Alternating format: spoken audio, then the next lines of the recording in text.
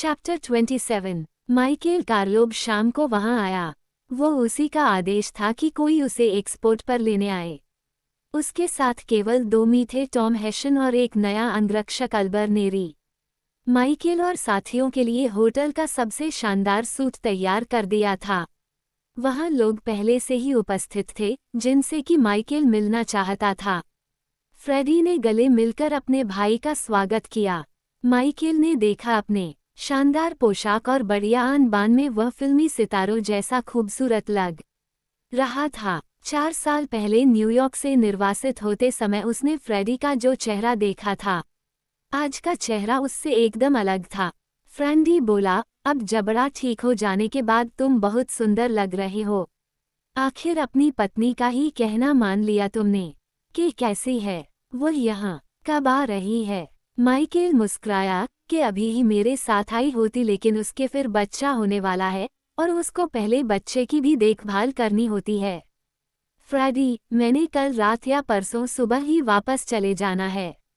पहले कुछ तरोताजा हो लो और कुछ खा पी लो। जिनसे तुमने मिलना है, मैंने उन सब को यहाँ बुलाया हुआ है। तुम्हारे कहते ही मैं उन्हें यहाँ उपस्थित कर दूंगा। मो ग्रीन से मैं सबसे अंत में मिलूंगा। ठीक है। जॉनी फंटाने और नीनो को कहो कि वे भोजन हमारे साथ करें। और लूसी और उसके डॉक्टर मित्र को बुला लो, हम भोजन के साथ बातचीत कर सकते हैं। वह हेगन की तरह मुड़ा, किसी और को बुलाना चाहते हो, टॉम? हेगन ने अस्वीकृति में सिर हिलाया। फ्रेडी ने जितने प्यार से माइकेल से शिष्ट व्यवहार किया था, उतने प्यार से उसने हेगन से शिष्ट व्यवहार नहीं किया था। हेगन इसका कारण जानता था। फ्रेडी अपने पिता के क्रोध का शिकार बन रहा था और वह इस बात का दोष महामंत्री को देता था, जो इस बारे में कुछ कर नहीं रहा था। हेगन जरूर कुछ करता, लेकिन उसे पता तो होगा कि डॉन क्यों अपने छोटे बेटे से नाराज था। डॉन स्पष्ट कुछ कहता नहीं था, लेकिन वह अपनी अप्रसन्नता छुपाता भी नहीं था। आधी रात को माइकेल के सूट में लगाई गई स्पेशल डिनर टेबल के पास वे लोग इकट्ठे हुए। डिनर के समय सबका ध्यान माइकेल पर केंद्रित था। सबने गौर किया कि उसके हाव भाव और बोलने का अंदाज सब डॉन से मिलते जुलते थे। ये बड़ी अजीब बात भी कि लोगों में उसके प्रति सम्मान की भावना अपने आप जाग रही थी, हालांकि माइकेल एकदम स्वाभाविक व्यवहार कर रहा था। हेगन ने हमेशा की तरह अपने आप को पृष्ठभूमि में ही रखा। नए मी एल्बर्ट नेरी से कोई परिचित नहीं था। उसने कह दिया कि उसे भूख नहीं थी। वह दरवाजे के पास एक कुर्सी खोजकर उस पर बैठ गया और बड़ी शांति से एक अखबार पढ़ने लगा था। भोजन के बाद वेटरों को वहां से विदा कर दिया गया। माइकेल जॉनी फंटाने से बोला, सुना है तुम्हारी आवाज फिर पहले की तरह एकदम ठीक से गई है। बधाई हो। धन्यवाद, वह बोला। वह ये जानने को उत्सुक था कि माइकेल उससे क्यों मिलना चाहता था। उससे किस अनुकंपा की मांग की जाएगी। माइकेल ने सबको एक साथ संबोधित किया। कार्लोन परिवार यहाँ लास वेगास में आने का निश्चय कर रहा है। हम अपना ओलिव ऑयल का व्यवसाय बेच रहे हैं और हमेशा के लिए यहाँ आ रहे हैं। डॉन ने, मैंने और हेगन ने काफी विचार विमर्श के बाद ये निर्णय किया है कि यहाँ परिवार का भविष्य खूब उज्ज्वल है। इसका मतलब अभी या अगले ही साल नहीं है। व्यवसाय जमाने में 2, 3 या 4 वर्ष भी लग सकते हैं, लेकिन मुख्य योजना यही है। इस होटल और कैसीनो के काफी शेयर हमारे मित्रों के नाम हैं, अतः ये हमारी नींव होगी। मो ग्रीन अपने शेयर हमें बेच देगा और फिर 100% ये जगह कार्लोन परिवार की हो जाएगी। फ्रेडी उग्र भाव से बोला, माइकेल, तुम्हें विश्वास है कि मो ग्रीन अपने शेयर बेच देगा? उसने मुझसे तो कभी ऐसी कोई बात नहीं की और फिर यह उसका मनपसंद व्यवसाय है। मुझे आशा नहीं कि वह बेच दे। माइकेल धीरे से बोला, मैं उसे एक ऐसी ऑफर दूंगा जिसे वह अस्वीकार नहीं कर सकता। वे शब्द बड़ी साधारण स्वर में कहे थे, लेकिन उनका प्रभाव जमा देने वाला था। इसलिए क्योंकि वह डॉन का बहुत मनपसंद वाक्य था। माइकेल जॉनी फंटाने की तरफ घूमा। शुरुआत में डॉन तुम्हारी सहायता पर बहुत निर्भर कर रहा है। हमें समझाया गया है कि जुआ खेलने वालों को आकर्षित करने के लिए मनोरंजन के कार्यक्रम का बड़ा महत्वपूर्ण हाथ होता है। हम आशा कर रहे हैं कि तुम हमारे साथ एक कॉन्ट्रैक्ट साइन करोगे जिसके अनुसार तुम वर्ष में 5 बार 1 सप्ताह के लिए यहाँ आया करोगे। हम आशा कर रहे हैं कि हमें तुम्हारे फिल्मी मित्रों से भी यह सहयोग प्राप्त होगा। तुम्हारे उन लोगों पर बहुत एहसान है। अब तुम उन एहसानों का बदला प्राप्त कर सकते हो। अवश्य, जॉनी बोला, मैं अपने गॉडफादर के लिए कुछ भी करने के लिए तैयार हैं। तुम जानते ही हो, माइक। लेकिन उसके स्वर में हल्का सा आशंका का अंश था। माइकेल मुस्कुराया और बोला, इस कॉन्ट्रैक्ट से तुम्हें या तुम्हारे मित्रों को व्यक्तिगत हानि नहीं होगी। हम हर किसी के परिश्रम का पूरा पारिश्रमिक देंगे। शायद तुम्हें मेरी बात का विश्वास न हो, इसलिए मैं तुम्हें बता रहा है कि ये मेरी नहीं, डॉन की बात है। जॉनी जल्दी से बोला, माइक, मुझे तुम्हारी बात पर पूरा विश्वास है। लेकिन इस समय भी यहाँ 10 और होटल कैसीनो बन रहे हैं। जब तक तुम यहाँ कदम रखोगे तब तक संभव है बहुत देर हो चुकी हो। मेरा मतलब है तब तक यहाँ भारी प्रतिस्पर्धा बन चुकी होगी। टॉम हेगन ने कहा, कार्लोन परिवार के ऐसे मित्र हैं जो यहाँ के 3 होटलों को धन द्वारा सहायता कर रहे हैं। जॉनी तुरंत समझ गया कि इसका मतलब था कि 3 होटल कार्लोन परिवार की संपत्ति थे। होटल भी और उनके कैसीनो भी।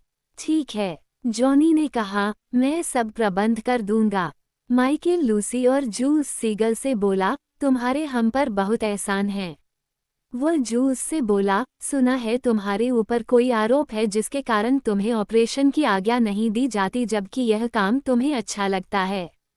आपने ठीक सुना है, जूस बोला, लेकिन आप इस व्यवसाय को नहीं समझते। आप में कितनी भी शक्ति हो, इस मेडिकल प्रक्रिया में हेरफेर आप नहीं करवा सकते। मुझे अफसोस है कि आप मेरी कोई सहायता नहीं कर सकते। तुम ठीक कह रहे हो, लेकिन मेरे मित्र, कुछ बड़े प्रसिद्ध और महत्वपूर्ण मित्र लास वेगास में एक बहुत बड़ा अस्पताल बनवा रहे हैं। वे तुम्हें ऑपरेशन के लिए नियुक्त कर सकते हैं, और फिर तुम्हारा जैसा योग्य शल्य चिकित्सक उन्हें कहाँ मिलेगा। ये तो एक तरह से उन पर तुम्हारा एहसान होगा, इसलिए जरा प्रतीक्षा करो। हमने सुना है तुम और लूसी शादी करने जा रहे हो। शर्त यह है कि मैं भविष्य में किसी योग्य बन जाऊं। माइकेल, यदि तुमने वह अस्पताल न बनवाया तो मैं प्रौढ़ावस्था में भी अविवाहित मरूंगी। लूसी ने कहा। सबने अट्टहास किया। जूल्स चुप रहा। वह माइकेल से बोला, अगर मैं वह नौकरी स्वीकार कर लूं तो साथ में कोई शर्त तो नहीं लगाई जाएगी। माइकेल ने ठंडे स्वर में कहा, बिल्कुल नहीं। मुझ पर तुम्हारा एहसान है और मैं उस एहसान का बदला चुकाना चाहता है। माइकेल, नाराज मत होना, लूसी धीरे से बोली। माइकेल मुस्कुराया, मैं नाराज हो रहा। वह जूल्स की तरफ मुड़ा, लेकिन ऐसी मूर्खतापूर्ण बात तुम्हें नहीं करनी चाहिए थी। कार्लोन परिवार तुम्हारे लिए लोगों पर जोर डाल रहा है। क्या तुम मुझे मूर्ख नहीं समझते हो जो मैं तुम्हें ऐसे काम करने के लिए कहूँगा जो तुम करना चाहते? लेकिन मैं कहूँ भी तो क्या है? जब तुम मुसीबत में थे तो तुम्हारी सहायता के लिए किसी ने उंगली तक नहीं उठाई थी। जब मुझे पता था कि सर्जरी में तुम्हारी बहुत दिलचस्पी है लेकिन कोई तुम्हें ऑपरेशन करने नहीं देता तो मैंने खूब पूछताछ की थी कि क्या मैं तुम्हारी सहायता कर सकता था। मैं कर सकता है। मैं तुमसे कुछ नहीं मांग रहा, मैं कोई शर्त नहीं लगा रहा, लेकिन तुम कम से कम हमारे संबंधों को दोस्ताना तो समझ सकते हो और मैं आशा करता हूँ कि जो कुछ तुम अपने किसी भी अच्छे दोस्त के लिए कर सकते हो वह मेरे लिए भी करोगे। यही मेरी शर्त है, लेकिन तुम इससे भी इनकार कर सकते हो। टॉम हेगन ने सिर झुका लिया और मुस्कुराया। खुद डॉन भी बात को इससे अच्छी तरह शायद न कह सकता था। जूल्स का चेहरा लाल हो गया। माइकेल, मेरा यह मतलब नहीं था। मैं तुम्हारा और तुम्हारे पिता का एहसानमंद हैं। भूल जाओ कि मैंने कोई बात कही थी। माइकेल ने स्वीकृति से सिर हिलाया और बोला, ठीक है। जब तक अस्पताल बनकर तैयार नहीं हो जाता तब तक के लिए तुम 4 होटलों के चिकित्सा निदेशक नियुक्त किए जाते हो। अपने लिए स्टाफ रख लो। तुम्हारी कमाई भी बढ़ती जा रही है, लेकिन इस बारे में तुम बाद में टॉम हेगन से बात कर सकते हो। और लूसी, मैं तुम्हें भी एक अत्यंत महत्वपूर्ण काम देना चाहता हूँ। होटलों में जितनी दुकानें होंगी उन सब की इंचार्ज तुम होगी। उनकी नियुक्ति तुम करोगी। मतलब यह है कि यदि जूल्स तुमसे विवाह नहीं भी करता तो तुम एक घनी बुढ़िया बनकर रहोगी। फ्रैडी बड़े गुस्से में अपने सिगार के कश लगा रहा था। माइकेल उसकी तरफ मुड़ा और धीरे से बोला, मैं डॉन का केवल पत्रवाहक हूँ, फ्रेडी, वो तुमसे क्या करवाना चाहता है वो तुम्हें स्वयं बताएगा, लेकिन जो कुछ भी वो कहेगा वह इतना महत्वपूर्ण अवश्य होगा कि तुम खुश हो जाओ। हमें हर कोई बता रहा है कि तुम यहाँ बहुत बढ़िया काम कर रहे हो, तो फिर वह तुमसे नाराज क्यों है? फ्रेडी ने पूछा। सिर्फ इसलिए क्योंकि कैसीनो में हमें हानि हो रही है। वह काम मेरा नहीं है, वह काम मो ग्रीन का है। आखिर डॉन मुझसे क्या चाहता है? तुम उसकी चिंता मत करो, माइकेल बोला। वह जॉनी फंटाने की तरफ मुड़ा। नीनो कहा है, मैं उससे दोबारा मिलना चाहता हूँ। वह बहुत बीमार है, वह अपने कमरे में पड़ा है, लेकिन ये डॉक्टर कहता है कि उसे सेनेटोरियम में दाखिल करवाया जाना चाहिए।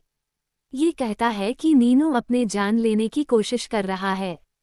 माइकेल हैरान हो उठा। वह तो बड़ा अच्छा मी था, मैंने उसे कभी कोई गलत काम करते नहीं देखा, कभी कोई गलत बात नहीं कहते सुना।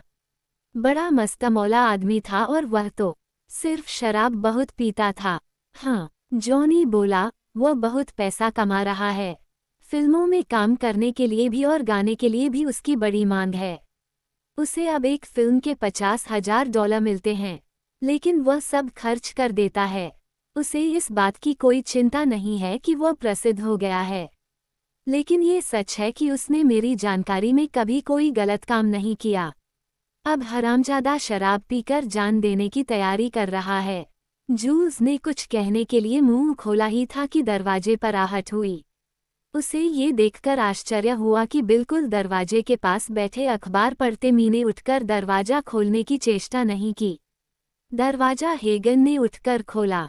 मो ग्रीन अपने 2 अंगरक्षकों के साथ उसे एक ओर धकेलता हुआ भीतर आया। मो ग्रीन एक बड़ा खतरनाक दादा था, वह कई कत्ल कर चुका था और होटल में हर कोई उससे डरता था। फ्रेडी भी उससे बहुत डरता था। उस समय उसका खूबसूरत चेहरा गंभीर था। वह माइकेल कार्लोन से बोला, मैं तुमसे बात करने की प्रतीक्षा कर रहा था माइकेल, कल मुझे बहुत काम है इसलिए मैंने सोचा कि आज ही तुमसे बात करूं। तुम्हारा क्या विचार है? माइकेल कार्लोन ने बड़े मैत्रीपूर्ण भाव से उसकी तरफ देखा। अवश्य, वह बोला। उसने हेगन से कहा, मिस्टर ग्रीन को ड्रिंक दो। टॉम। जूल्स ने देखा कि एल्बर्ट नेरी नामक मी बड़ी गौर से मो ग्रीन का निरीक्षण कर रहा था। वह दरवाजे के साथ खड़े अंगरक्षकों की तरफ बिल्कुल ध्यान नहीं दे रहा था। मो ग्रीन अपने अंगरक्षकों से बोला, सबको कैसीनो में ले जाओ और इसे होटल की तरफ से जुआ खिलाओ। जूल्स, लूसी और फांटाने उठ खड़े हुए, लेकिन एल्बर्ट नेरी तभी अपने स्थान में हटा जब माइकेल कार्लोन ने उसे हटने के लिए कहा। वे लोग बाहर चले गए। कमरे में फ्रेडी, टॉम हेगन, मो ग्रीन और माइकेल कार्लोन रह गए। ग्रीन ने अपना जाम मेज पर रख दिया और अपना क्रोध छिपाने का विशेष प्रयत्न करता हुआ बोला, यह मैं क्या सुन रहा हूँ कि कार्लोन परिवार होटल में मेरा शेयर खरीदने वाला है। मैं तुम लोगों को खरीदूंगा, तुम मुझे नहीं खरीदोगे। माइकेल उसे समझाता हुआ बोला, तुम्हारा कैसीनो हर तरीके से हानि पहुंचा रहा है। तुम्हारे चलाने के तरीके में कोई गड़बड़ है। शायद हम उसे अधिक अच्छी तरह चला सकें। ग्रीन कर्कश भाव से हंसा, ऐसी की तैसी तुम लोगों को। तुम्हारे खस्ता हालत के दिनों में मैंने फ्रेडी को यहाँ रखकर तुम पर एहसान किया और अब तुम मुझे ही चक्कर देने की कोशिश में हो। क्या कहने, लेकिन मुझे कोई नहीं गिरा सकता। मेरी कमर पर मेरे बहुत से मित्र हैं। माइकेल अभी उसे समझा रहा था, तुमने फ्रेडो को इसलिए यहाँ रखा था क्योंकि अपने होटल की हालत सुधारने के लिए कार्लोन परिवार ने तुम्हें बहुत बड़ी धनांश दी थी। कैसीनो चलाने के लिए सारा धन भी तुम्हें कार्लोन परिवार से मिला था, क्योंकि मोलिनेरी परिवार ने उसकी सुरक्षा की गारंटी की थी और उसको यहाँ रखने के लिए उन्होंने भी तुम्हारी बहुत सहायता की थी। तुम्हारे एहसान का ज्यादा बदला कार्लोन परिवार पूरा कर चुका है। हम तुम्हारे शेयर तुम्हारी बनाई न्यायोचित कीमत पर खरीदने को तैयार हैं। इसमें क्या परेशानी है? से समीरा, बात क्या है? तुम्हें कैसीनो में हानि हो रही है, हम तो तुम पर मेहरबानी कर रहे हैं। कार्लोन परिवार में अब इतनी क्षमता शेष नहीं है। ग्रैंडफादर अस्वस्थ है और दूसरे परिवार तुम्हारी अवहेलना करके तुम्हें न्यूयॉर्क में भगा रहे हैं, और तुम समझते हो कि तुम यहाँ बड़ी सरलता से अपने पांव जमा सकते हो। मैं तुम्हारे परामर्श दे रहा हूँ माइक, ऐसी कोशिश मत करना, ग्रीन ने कहा। इसलिए तुमने ये समझ लिया था कि तुम पब्लिक में फ्रेडी के मुंह पर तमाचा मार सकते हो, माइकल ने धीरे से कहा। टॉम हेगन चीखा। उसका ध्यान फ्रेडी की तरफ आकर्षित हुआ। फ्रेडी कागलोन का चेहरा लाल होने लगा था। ओह माइक, वह कोई विशेष बात नहीं थी। मौ ने कोई बुरी बात नहीं कही थी। कभी कभी इसे बहुत क्रोध आ जाता है, लेकिन हम दोनों अच्छे मित्र हैं, है न माँ? ग्रीन चिंतित था। हाँ, क्यों नहीं? इस होटल को ठीक चलाने के लिए कभी कभी मुझे ऐसा करना पड़ता है। मुझे फ्रेडी पर इसलिए क्रोध आ गया था क्योंकि वह सारी काकटेल लिटरेसी को बजा रहा था और काम एकदम खराब हुआ जा रहा था। फिर हम दोनों में वाद विवाद हो गया था और मैंने इसका दिमाग ठिकाने पर लगा दिया था। माइकल ने बड़े गंभीर स्वर में अपने भाई से पूछा, तुम्हारा दिमाग अब ठोक हो गया है फ्रेडी? फ्रेडी नीची निगाह से अपने छोटे भाई को निहारने लगा।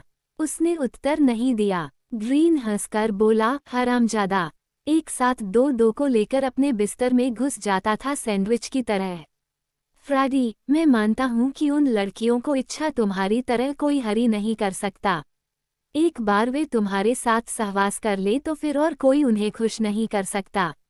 हेगन ने देखा कि उस बात को सुनकर माइकल को बहुत आश्चर्य हुआ। दोनों ने एक दूसरे की तरफ देखा। शायद ये वह सच्ची बात थी जिसके कारण डॉन फ्रेंडी से नाखुश था। डॉन सेक्स के मामले में बड़ा तटस्थ व्यक्ति था।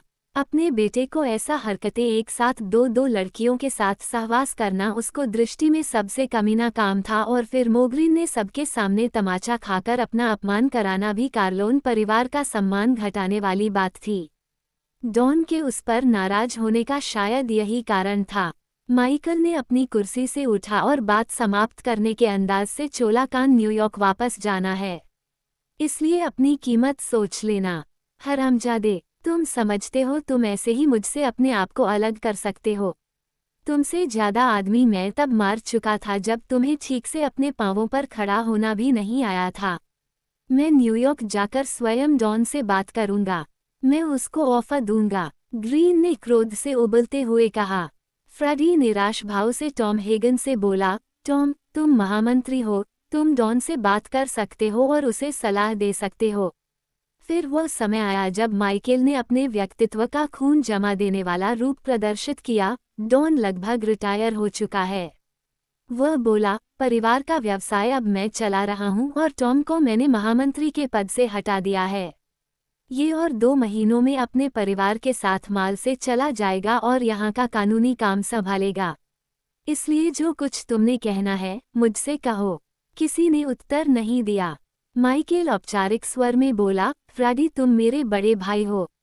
मैं तुम्हारा सम्मान करता हूँ, लेकिन भविष्य में फिर कभी परिवार के किसी विरोधी का पक्ष लेने की कोशिश मत करना। मैं इस बार डॉन से यह बात नहीं बताऊंगा। वह मोग्रीन की तरफ घूमा। जो लोग तुम्हारी सहायता करने की कोशिश कर रहे हैं, उनका कभी अपमान नहीं करो। तुम अपनी क्षमता ये पता करने में लगाओ कि कैसीनो को हानि क्यों हो रही है।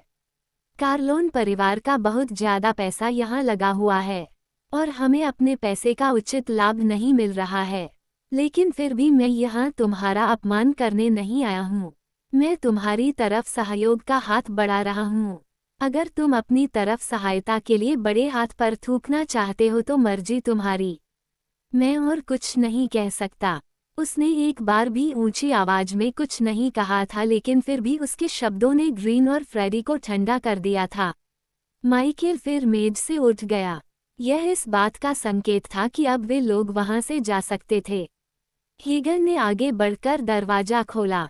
दोनों मी गुड नाइट कहकर वहां से बाहर चले गए।